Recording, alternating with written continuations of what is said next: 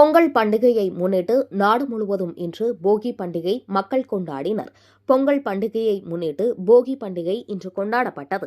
அதன் ஒரு பகுதியாக சென்னை புறநகர் பகுதிகளான தாம்பரம், பல்லாவரம், குரோம்பேட்டை, வண்டலூர் மற்றும் சுற்றுவட்டார பகுதியில் உள்ள மக்கள் பழைய பொருட்களை தீயிட்டனர். பின்பு பெண்கள் வீட்டு வாளியில் வண்ண கோலமிட்டு பொங்கல் பண்டிகையை வரவேற்றனர்.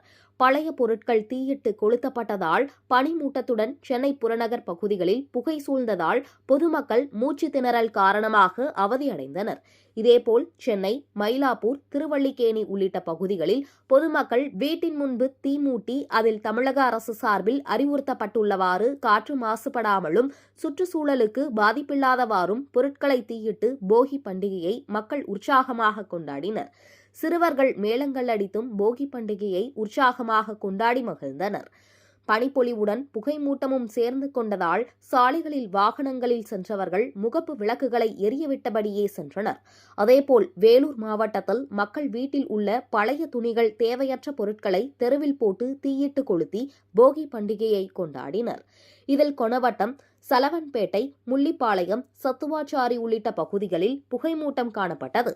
இதேபோல் ராணிப்பேட்டை மாவட்டம் சோளிங்கரில் கிராம மக்கள் அதிகாலையிலேயே எழுந்து போகி பண்டிகைக்காக பொருட்களை தீயிட்டு எரித்து கொண்டாடினர். மேலும் சிறுவர்கள் மேளங்களை தட்டியும் வரவேற்றனர். அதேபோல் திருத்தணி பகுதியில் உள்ள கிராமங்களில் நள்ளிரவு முதலே கிராம மக்கள், சிறுவர்கள், இளைஞர்கள் போகி மேளமடித்து ஆரவாரம் செய்து வரவேற்றனர். மேலும் அதிகாலையில் தங்களின் வீடுகளுக்கு முன்பு போகி கொளுத்தி பழைய பொருட்களை தீயிட்டு எரித்தனர்.